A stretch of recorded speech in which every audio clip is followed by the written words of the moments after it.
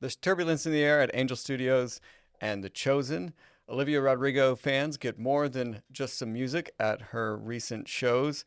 And should parents and Christians isolate their children and protect them from everything bad in the world? Or is it time to update that approach? All that and more on this week's episode of Faith and Pop Culture.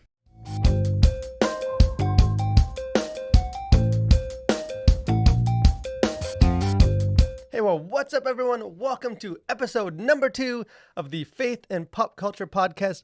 It is me, your host, Daniel Blackaby, and I am joined at the desk, as I always am, by the church meet and greet time to my introvert's anxiety attack, Mr. Samuel David Camp. What is up? Boy, that is a real thing. And you and I have had this soapbox for a long time about the meet and greet at church services.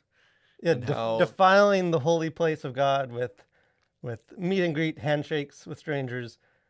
Some things are just objectively evil. Is that just a well, I know it's more than just me and you, but I'd love to know from our audience, like, how many people think that it should be banned and abolished, outlawed in churches, or are we in the minority here? Are there people out there who actually? Because I feel like the world is divided into two types. Like, there's some people that they live for the meet and greet time, like they're just counting down until they can shake a bunch of strangers' hands.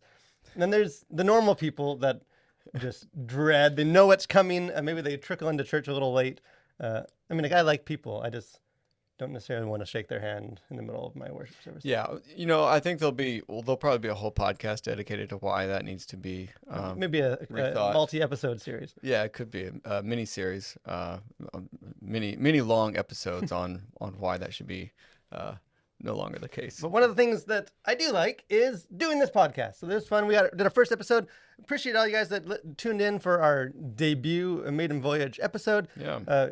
We're excited for where this podcast is going to go. Got a lot of interesting things to get into this week, and it's just been a fun week since last episode. Yeah. I had the chance to sort of recapture some of my youthful glory, and I don't necessarily go to a whole lot of concerts these days. I got kids. I'm getting older. But I did MXPX, one of the bands that got me into sort of punk rock and roll, was doing a tour in Atlanta. So I dragged my wife. Actually, she was excited to come with me, and went to a punk rock show. And it felt How was good. it? Did it feel punk rock? Yeah, there were a lot of. So there was like the way the venue is set up. There's like the floor, and there's like the mosh pit and stuff. But then all the like older people that clearly have kids were in the balcony with like the reserve seats, and there are all these like middle-aged people like dragging their kids. And so I did the concert the way that I wanted to, by a nice comfy chair. But hey, these MXPX still going strong. Yeah, they're still out there singing those same songs. But it was. Were there many young people there, or was it all like moms and dads who were reliving the glory days of their youth? It was a lot of moms and dads, and they had kids, and there were, I think, down in the floor by the stage was more the younger people that had energy. Yeah. But I just wanted to sit back and hear some of my favorite songs from yesteryear. So that was fun. But hey, we do have a lot of stuff to sort of dig into for kind of cultural, some topical stuff, some just some more general stuff of, hey, how as Christians, how do we have conversations about faith and pop culture, the things that are going on? And probably one of the most noteworthy stories that kind of emerged in the last week has to do with the Chosen TV show versus Angel Studios, sort of the studio that has been, I think, beloved by a lot. Like, they've been crushing it with Sound of Freedom movie and The Chosen. A lot of people are on board with this, but it seems that not all is well under the hood, behind the scenes. That there has been some tension. So there's a Newsweek article that just dropped a couple days ago. Based on a video that was made by Dallas Jenkins, who's the creator of The Chosen TV show, where he shared that the streaming release of the season number 4 will be delayed. He didn't give a date when that will come on, due to some tensions, it seems, if you read between some of the lines. Between the show and the studio, because again, the show itself is already released in theaters, so some people have already seen the season, but those that did not go are going to have to wait a little bit longer. So I don't know, do you have any thought? Like, The Chosen is, like I pulled from the article, it says, The Chosen is one of the most watched TV series in the world, with over 200 million viewers. generating 770 million episode views according to the website. So I think it, like, people know that it's big, but like, it is humongous. Yeah, I didn't realize it was because when I read that, I didn't realize it was quite so big. Like I knew it was a big deal, and a lot of people are talking about it here. And I think obviously just the circles that we are in, like we sort of select for more people who are going to be interested in the show. But I just didn't realize, I guess, the just how massive it was. But I think just as far as it goes, I feel like it's one of those things that it's just interesting because it's a reminder that these shows, no matter how holy they are, or the content of the show, how beloved it might be, it's still made by humans, and humans who have a profit motive in making such shows. And so, not to say that people are only in it for the money, but it's like there's more to it than just like this isn't being put on by your church as a nonprofit, like out of goodwill. Like this is put on to make money, and it's a business. And if they don't make money, they don't do more shows. And so I think it's sort of just a reminder that they too are subject to, what all shows are subject to, and that's fundraising, that's money, that's, you've got to have a return, and there is, it sounds like the relationship is spoiling there with Angel Studios, which I wasn't aware of until I was Which reading there's this. been, if you've sort of, like there's been hints, like whispered rumors that Yeah, not all is, that they don't always see eye to eye. And there's been some changes and even like other lawsuits and things involving the show. And kind of as the show almost seems to like having outgrown, like it's so huge that it sort of have its own company and spinoffs. And again, we don't want to pick side. We don't know the information of sort of what the holdups are, what the, but like Sam said, I think it is a reminder at least that like these things are so complex. Like I know yeah, there were stories like last year with The Chosen where like one of the cameramen had like a pride sticker or something, and like a lot, or not everyone, but a lot of people were very concerned. This is a faith-based show, and there's who are they letting to be involved? And I think a lot of people that don't really follow the industry don't realize like just how many people from different viewpoints and different yeah, motivations are involved in making a production like this. And I think for me too, it also is maybe like a cautionary thing of just to not be like overly reactionary towards. I feel like we kind of do that anytime there's like a successful faith-based thing of like this is the future. Like yeah, yeah, Angel Studios had Sound of Freedom movie was a huge smash hit. Like everything we do needs to be this model with this studio. And it's just there's complicated. Everything has this yeah. downsides. There's even the most successful has issues that other avenues of releasing films. Like there's just a lot of ways to do it. And I think this is sort of a reminder. Even the top shows, it can be kind of bumpy, and there's a lot of other things kind of going on. So it is, again, we don't need to weigh into like who's right, who's wrong. But it's Yeah. just something to be aware of with sort of the whole idea of like making faith-based entertainment is that there's a lot that goes on. And I guess a good follow up to that would just be, you mentioned the whole kerfuffle with, somebody having a gay pride like sticker on their camera rig or something that made people uncomfortable or whatever on set. How do you see sort of the faith based content as it relates to Hollywood at large, or like the larger ecosystem of Hollywood? Yeah, because that is a debate. Because it's funny because sometimes you hear people bemoan that Hollywood just doesn't have any we got to make it because Hollywood's not going to release this content. Yeah. But like it is like the Ordinary Angels movie was made by Kingdom Story Group, but like released distributed through Lionsgate, which is I think they released like the Hunger Games movie, like Yeah. that's Yeah. a Hollywood release. And like we're gonna talk about a new show coming out that's released through Amazon, like and there's just was sent like a Netflix show coming out next week that's like about Moses. Like there is stuff that is sort of in the system, like it's Yeah. not just sort of the outside, which is sort of what Angel Studios has been. Is like they're sort of outside the system, but then they become so big that they're sort of part of the system. Like it's sort of Yeah. this weird thing that I do think, although there's been a lot of like success for faith-based stuff, it's still it's the Wild West. Like Yeah. we still don't know what the best approach is, and like we haven't figured it out. Like there's still so much potential. And this is maybe, at least to me, just a reminder that like of that like we haven't Yeah. cracked the code, and okay, now we figured it out. Now we just flood the markets with faith-based. Like we're still sort of figuring this stuff out. But speaking of faith-based show fueled by drama, Dun, dun, dun. that's a segue. But like I said, there's another show that is coming out, about to launch on Amazon, called The Baxters, which I know Sam is excited about because, as a fan of Christian romance, Yes. As a you Christian mean- and a romantic, yeah, this is just straight up my alley. And one of my favorite Christian authors wrote the source material for this, and that is Karen Kingsbury. And why don't you set up this clip for us, Daniel? So we will- before I just go on and on about my affection yeah, for, because Sam for he this can material. go on about Christian romance all day long because that's his jam. I'm going to start a spin-off podcast, actually. But it is. Hey, I know this. We joke that this isn't necessarily in our wheelhouse, but it is in the wheelhouse of a lot of people. I think there's a reason these shows get made. But there's a new show called The Baxters, which is based on Karen Kingsbury. They're one of the best-selling Christian authors alive. Her books are everywhere, sold millions and millions of copies.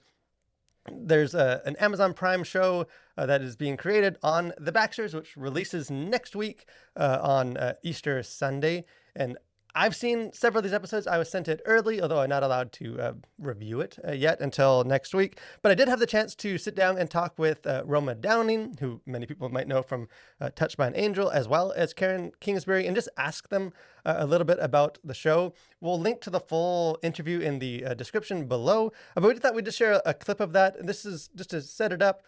I was just sort of asking both of them about the fact that, hey, faith-based movies seem to be thriving in theaters, but faith-based like TV shows seems to be relatively like uncharted territory. So here was kind of the response that Rona Downing gave me.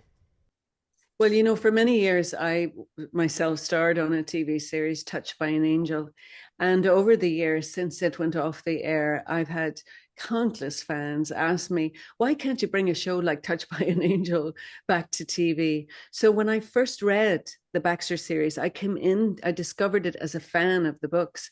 I thought this would be a fantastic TV show because you're absolutely right. We don't get to see church-going families who believe coming together, families coming together in prayer on TV. It's just such a rarity to see that. And I think that fans of the books, that people of faith, people with no faith indeed will enjoy the show too. But I think people of faith will recognize in these stories something of their own lives. And that's very exciting to get a series like this on television. So I encourage you guys, like I said, we'll link to that interview. It's a short interview. It's about 7-8 minutes, but just interesting to hear directly from people that are producing, creating, writing faith-based content. And that show does release next week, which I'll probably have more like review thoughts next week for the podcast when I am allowed.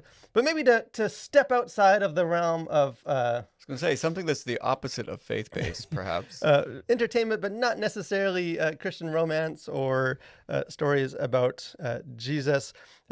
Our old friend Olivia Rodrigo, she's everywhere. She's sort of one of the up and coming. I mean, I don't know if she's up and coming. She's arrived. She's young though. She's like what, 21? Like she's super young. She's young. But she is sort of maybe not like the Taylor Swift stratosphere because no one else is, but like she's like just below that. Yeah. Like she's everywhere, and she's been in the news for things about her music and beyond her music. Why don't you share a little bit about sort of the why some of these headlines?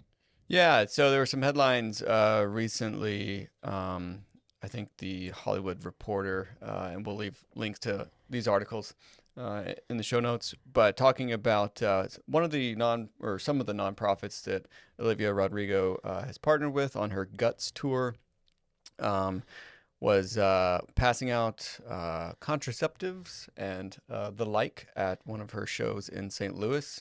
And then it seems that her production team sort of put the kibosh on that and said, actually, we don't want to do that. But, there's still, sales from the tour are going to go to support some of these abortion funds. Daniel, artists are artists. They can do what they want. They're beholden to no one. How does this strike you, I guess, about, you know, using her platform to do this? Do you think it's okay? Do you think it's, I mean, obviously, we would probably, to say from the start, like we both disagree with the organizations that she's we're supporting. definitely we're not pro handing out condoms and morning after pills at concerts filled with young girls. Although I do think there's different stuff to how to approach this. But like I said, I think it was in St. Louis, one of her stops of her tour, where she sort of announced before this big tour that she was partnering with all these like abortion funds, like these sort of grass level roots organizations to help spread awareness and apparently spread more than just awareness, but actually hand out like condoms and pills and stuff to the people at the concert, and assumedly also speaking from the stage. As you can expect, not everyone was okay with that. Really? Some people had some strong opinions, and it did seem like strong enough that they've reversed course a little bit.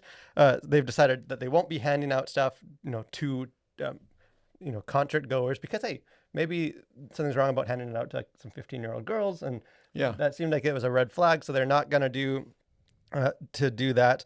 Although like some of these ministries are not necessarily happy with that. Like there's a quote, this is in the Hollywood Reporter, where one of these nonprofits, not ministries, or but nonprofits, not the kind of ministry that we're thinking of. So this is from one of these abortion funds. Says the Guts World Tour is asking abortion funds not to bring emergency contraceptive condoms or lube to tour shops. We hope to see a change in that before the DC date on July 20th. So I think they're going to be pushing back that, hey, maybe we do need to do that. And I know there's been, like at the subsequent tour stops, they've been like outside the concert handing out stuff. And but like you said, it does seem like a very, like, could not be more on the nose example of sort of this recent trend of where you have like entertainment and then you have like activism and like you have these causes, and there's always been like a link between that. Like, you go to a punk rock show back in the day and they're going to speak about, against the man. And like, there's always been, it's not like it's a new thing for like musicians to have opinions and share them and like support causes. But it seems like this is sort of the culmination of like how far we've gone down that track. Maybe two quick caveats before we get into why this is gross. But just like the one that I do think there is, there can be like a double standard as far as like preaching from stage, because like probably any Christian concert you go to, they're going to be preaching an ideology and like they're going to be sharing the gospel, and like obviously that's a better message than some of these other stuff. But there is a sense that like it's not necessarily wrong even to share your views. Right. We just don't always like those views.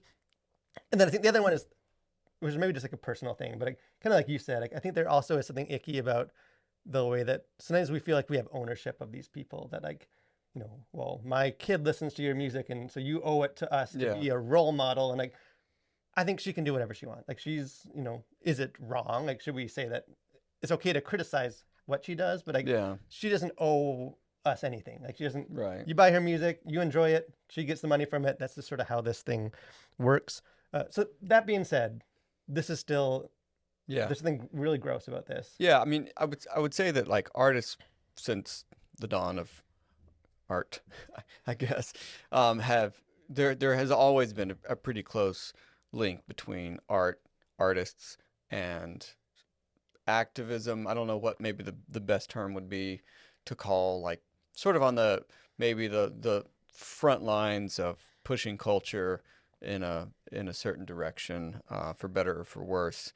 And so I think in any culture throughout history, I think when you look to see like where is culture going, what's the direction, I think most people will look to the artists, because they tend to be sort of out front and ahead of their time, or leading in some way, again, for better or for worse, kind of out ahead of, say, the rest of us, just normal people who aren't doing that. Well, and I think they also just have a platform. Like they, like like in some sense, yeah, like they're sort of ahead of the times a lot of time. You kind of look to see them, and this is sort of the bent of an artist, is that they're always sort of looking to the future and Right. noticing what we don't. But there's also the sense that, like, especially I feel like someone like Rodrigo that's so young and so new that like she's also very much like a product of her generation, Yeah. and like, but like not all of us have stadium tours to like Right.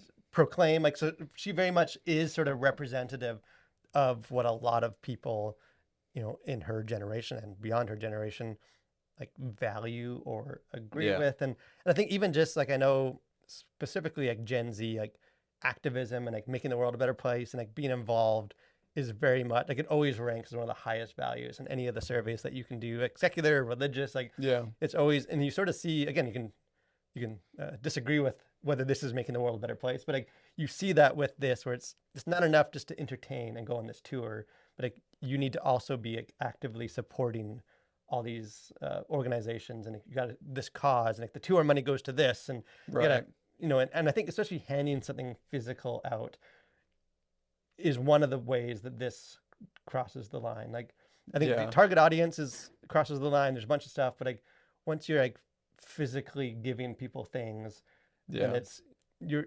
it is very intrusive. Yeah, and I think that would be my sort of take on this is, I think we've all been to shows or concerts where, they give a little spiel about whatever cause, whether it's Save the Whales or, Or even Jesus, like or any spiel, Jesus. like, Yeah, I mean any spiel that's given from stage that's sort of not really anything to do with their music or why anyone is even attending the show. Like I don't think most people go see Olivia Rodrigo or any artist for that matter because of their activism. I think they're drawn to these artists because of their art. Uh, Whatever, the songs that she's singing um, resonates with people, and so they're drawn to her music, and so they're there to witness her music, to experience her music live, um, not to get her opinions on things. But I think that being said, it's one thing to give opinions from stage that's sort of not really related to your music or your artwork. And I think everyone's sort of like, okay, whatever. Chances are you probably agree with, the artist at whatever stance they have on something. Um, and then I think we all sort of like, we kind of know, like, okay, and we'll give a pass, I think, most times to people who just sort of have their little spiel about whatever. But I do think it does cross the line when you're giving contraceptives to underage girls. It just, to me, that seems like almost an invasion of privacy in some way.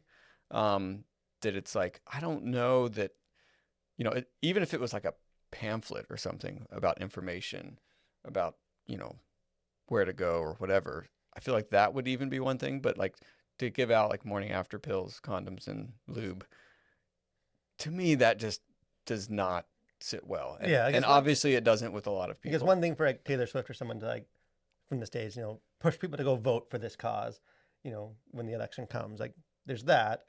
But then, yeah, once you're actually handing things out, the whole thing just gets weird. And I do think it is, we'll probably get into at some point on this podcast, like how much does celebrity endorsements and like preaching and activism, like how much does it really move the needle? Like, I think it does, like maybe not as much as we Yeah.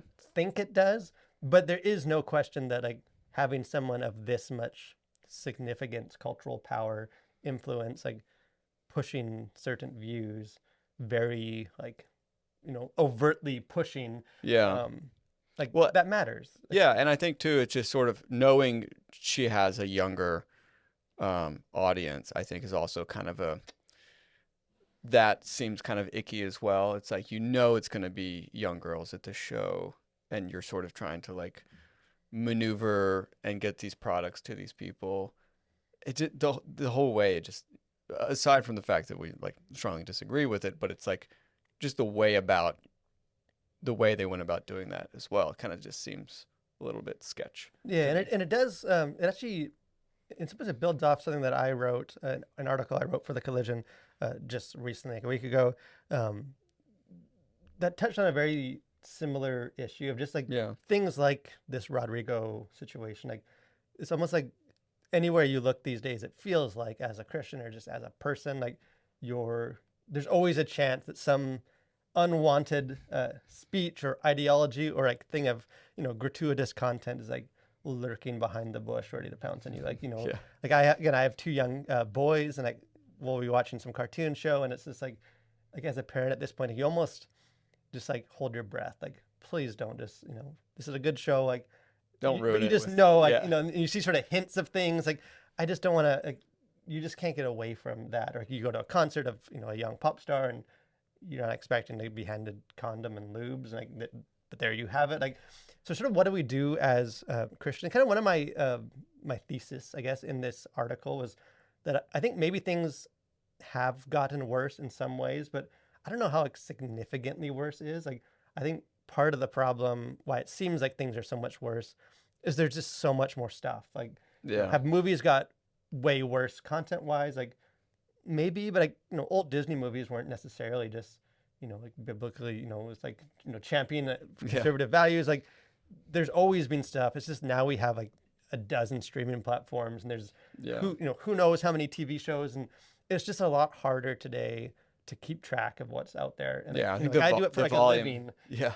and I don't know half the stuff. Like, there's no way to know. So you do get blindsided by stuff, like because you can't read reviews on absolutely everything. And kind of what I wrestled with in that article, and what we can maybe discuss now, is like because of that, and because things like the Rodrigo and whatever else, like, do we need to update our approach to culture, specifically how like we help like younger people navigate it? But I think it's applicable to beyond that. Like, do we need to? Like, I know a lot of the talk, again, because I do this, for like a living, is like a lot of the talk usually falls back on like sheltering kids or like Yeah. isolating or like avoiding all the bad stuff. But as that's become harder to do we need to shift our mindset a bit to like we can't shelter them from everything, but we can equip them to withstand and like engage with it in a thoughtful way? What are some of your thoughts on? Yeah. I mean, I think certainly that probably needs some updating. And I think, I think especially for like young kids, I think there are like age appropriate sort of metrics that you would probably use to do that. Obviously, like you're not going to let your kids go to like an R-rated movie, when they're under 10. But I think as their age allows and as they're able to kind of handle different things, having those conversations, seeing entertainment that they're going to disagree with, that is going to have even, I mean, I guess even for young kids, there are cartoons now like Kung Fu Panda comes to mind, where they're, you're not going to like prevent them from seeing Kung Fu Panda because it's like great classic kids cartoon, but there's some things in there that don't align with your values, right? And so it's like, so rather than just sort of banning Kung Fu Panda from your household, like you can have conversations with your kids at an age appropriate level that can just help them navigate, like, okay, well, so what is this, this meditation stuff or this sort of becoming one with the universe or whatever, sort of Hinduism, not Hinduism, but Buddhism, I guess, that comes out of Kung Fu Panda.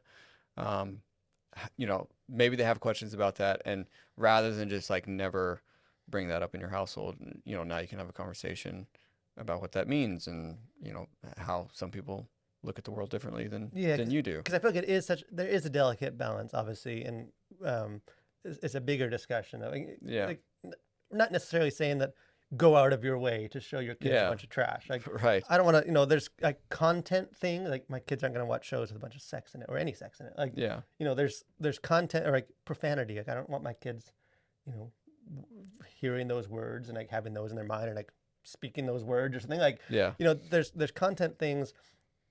I have more in mind just like things that don't align. I mean, even thing like I know like some of the recent Disney movies, like the Lightyear movie, which a bunch of outrage and stuff, like because it featured like a same-sex couple and like a kiss, which was really pushing the balance for what Disney had previously done. And again, there's the whole discussion about like voting with your wallet and not supporting things, and Yeah. and I get all that. I guess more where I'm coming from is like the way things are going and trending. Like it's kids are gonna see unless you just completely isolate them. Like, but even then, like, they're going to school with kids that are watching these things and know like they're you can't shelter them from where the world's going. Like, Right. and kind of like I guess for me, shifting the mindset from not just isolating because you can't, and like not just like resisting the filth and culture, but going beyond that to like, okay, how can I, am I training up my kids and stuff to actually like, be able to be a faithful Christian in a world with these ideologies? Like, Right. if I can't trust them to, to even see any of that or like allusions to that in like a cartoon show, then like, will I be able to in like 5 years send them off to college and expect that like they know how to navigate, how to like have thoughtful conversations? And I think there's almost a sense, I feel like media influences us, but we almost overstate like I feel like there's almost a mindset that like what you see just against your will becomes internal. Like if you see a worldview, you're just going to adopt that worldview. Like if you see some content, you're going to agree with it. And I guess more like an increased understanding. Like we can see things we don't agree with, and actually see that as like an opportunity to talk through why we don't agree with it, and not just sort of jump right to the panic of, oh no, my kids are being pulled away because they saw this. Which has, I would say which has the opposite effect, because what I think what that does to young people especially is like, oh, you're almost describing power to a movie or a show that really isn't there, but because you have such a strong reaction as, say, a parent to a movie or a TV show that you don't want your kids to watch, because it's such a strong reaction, I think that sends a message to the kids. It's like, oh, this is like so dangerous and so powerful. I can't possibly stand against it, and it's gonna like do something to me if I ever see it. And I think that just gives way too much power to the thing itself, when I think in reality it's not going to do that to you, and like you can withstand things, and I think you can think about things in an independent way, that you're not just going to be totally just sort of overrun by whatever the ideology of some show or movie is. Yeah, and everyone's like at a different level of what they can handle, and that is something that a parent needs to discern. But yeah, the fact that you can actually, like you should be able to withstand opposing viewpoints. Like that's what I hope for my kids when they get older. And you don't need to wait to start doing some of that. And even like just real quick, and then we can move on. But like some scripture, like Matthew 10:16, which we talked about last episode, the verse which says, be shrewd as snakes and innocent as doves. Yeah. And how we need to have both of those. Like if we just sort of isolate and protect innocence, then we don't learn the wisdom, the discernment to be able to, when we are confronted with it. And maybe another kind of biblical narrative that I've been thinking about in relation to this, because it gets pulled up all the time, is like the Joseph story in Egypt. Yeah. Where, he flees the house from, his master's wife, and, leaves the coat behind and just, flees out half naked to get away from sin. And that verse is often pulled up in cultural discussions as an example of like, hey, anything that's sort of wrong, doesn't align with our stuff, like flee from it. Like don't even hang around. And I think it applies well to things like, nudity and sex in film, like things. Don't toy with stuff in entertainment that you should just stay away from. Like there is a danger to that. But sort of the irony of using that example is like the whole narrative is about a guy that's transplanted into a culture that is very different religiously and culturally, and he learns how to navigate that and like work within the culture he's in, and like learn. Like he actually gains respect. Wildly successful within that culture, which I think is also the interesting thing about the Joseph narrative, is like it wasn't just like he survived, which I think would be one thing, but it's like he was like second in command, in a cult. So he was very successful in a wildly godless culture, and I think that's really interesting. Yeah, and I think it is, again, it's not necessarily about like the entertainment and stuff, but I do think the principle can apply. There are things to just completely flee from.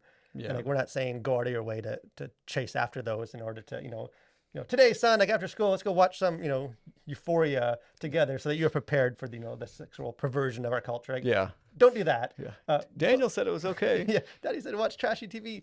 But but maybe don't with some of the ideological stuff or even light content stuff. Like when it does come up, maybe like resist sort of just reacting and just being mad and trying to like cancel all subscriptions, and maybe be more intentional about like, hey, did you notice that? Because I do that with my kids. I bring them to some of these reviews that I do for the Collision, like like Elemental, and like we have great conversation on the way home. Like, hey, Yeah. did you notice like that character, like they believe this thing, like what do you think of that? Like is that what the Bible says? Like no, like, but there are cultures that do believe this, and this is why, and this is where we're similar, like, and it's just these great like casual conversations with two 9-year-old boys, and Yeah. if they get it, they're able to do that because we've been doing that. Like whenever we see movies, I ask them sort of what's going on, Yeah. and I feel like that is just sort of like a model for how we can engage with it. But again, there's lots to it, and I'm sure we will Yeah. get into more of that. But sort of the Rodrigo stuff and some of the other stuff going on in culture is just a reminder that we can't isolate ourselves. Like, there's stuff out there, and we need to know how to sort of engage with it. But another thing that we should be aware of and keep our finger on the pulse of is movies. What is going on in entertainment? Which leads us to our next segment of our podcast. We have Out Now and Coming Soon. Well, right out of the gate, Daniel, we talked about it last week. Arthur the King is out now. Maybe just for those who maybe missed last week's episode, what's your 2-sentence review thoughts on? Yeah, well, speaking of entertainment that has some unwelcome surprises as far as content, yeah, I was not impressed with this movie. It's a cute dog movie. It's just a cute dog movie with like an F word and a bunch of barrage of profanities and just not what you would expect. So again, if you are a parent that's like, hey, my kids like dogs, let's go see a dog movie. Just be aware that there's gonna be words that you don't want your kid repeating on the way. So you're saying it's not Iron Will Part 2? Yeah, this is not like Homeward Bound or some of these classic animal movies. So that was a disappointment. Yeah, and have you seen Ghostbusters yet, or is that I have not seen to this be one. determined? Yes, But it is coming out so soon. coming out. Ghostbusters: Frozen Empire hits theaters this weekend. I'm seeing it tomorrow, so I'll have a review out for that. I thought like the first rebooted one was kind of fun. Like I know maybe some Christians are just not always on board with like ghosts and like some of the spiritual stuff. Although, hey, we should be, because of anyone, we should recognize spiritual powers and realities, even if they don't necessarily look like Slimer. But we will have that review out. Yeah. And as we mentioned earlier in the show, the Baxters that's coming out in a couple of weeks, I guess. Yeah, So- end of next week, or is that 2 weeks? Easter Sunday, whenever that is. Yeah, 2 weeks the from now. 31st. Yeah. I may have a review because I've seen a couple of these episodes for the interview. So I may have a full review. If not, I can at least share some thoughts next week, just based on what I've seen and whether it is something that we think that people will like. Speaking of things, that we like, that you should like too, we have our final segment of our podcast.